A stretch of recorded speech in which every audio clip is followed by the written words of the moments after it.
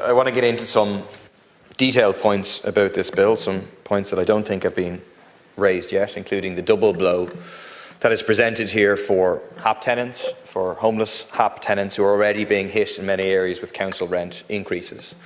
But before that, just the basic point about this, which cannot be driven home hard enough.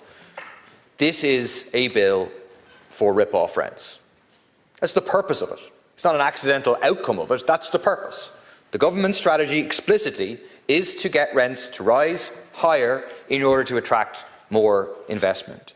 It is a landlord's charter written by a landlord's government. It is designed to drive up rents even higher than the unbelievably high levels that they're already at. It means that within the next few years, virtually all renters will be paying at least an extra €3,000 a year or an extra €250 a month. You would think the government has no idea that we are in the middle of a dire cost of a living emergency, that people can't afford to pay the rent, they can't afford to heat their homes, they can't afford to put food on the table, they can't afford to buy things for their kids. They already can't afford to live.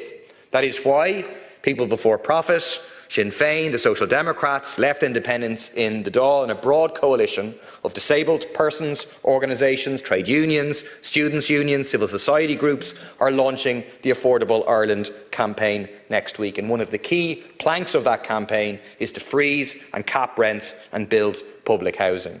The government will only take action on the cost of living crisis if it's forced, so we need people power to force them.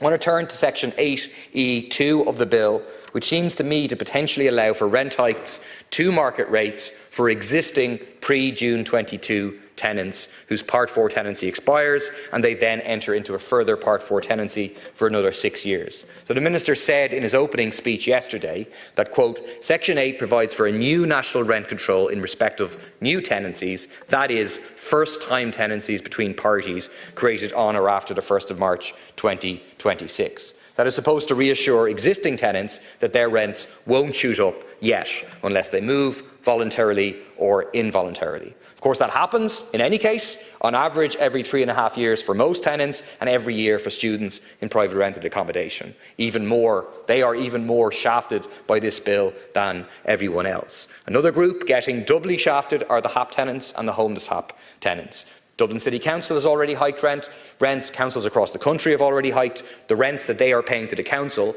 On top of that, now they're going to be increasing the top-up that they have to pay to their landlords, a shameful attack on the poorest households in the country.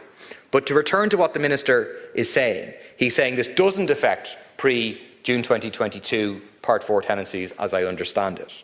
But if you read Section 8(e)(2, it says that it doesn't apply to, quote, a tenancy to which Section 5(4) of the Residential Tenancies Amendment Act 2021 applies, which means it doesn't apply to further Part 4 tenancies of unlimited duration.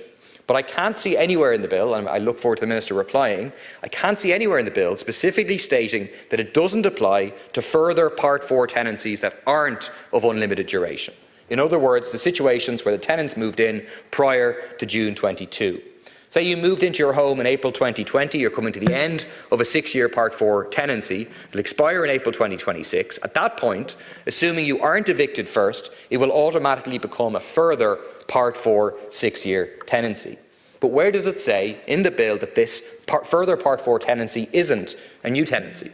Citizens Information says that after these 6 years, the tenancy ends and a new tenancy can begin.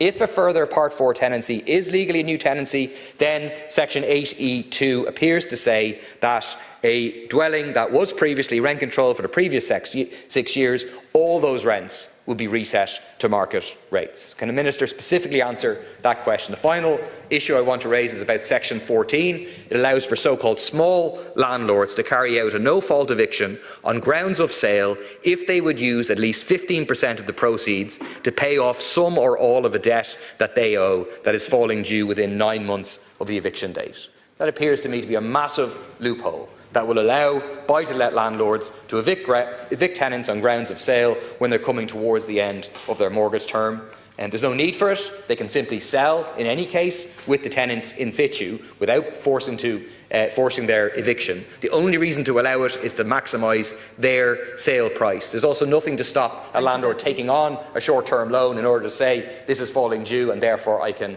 use this loophole to sell.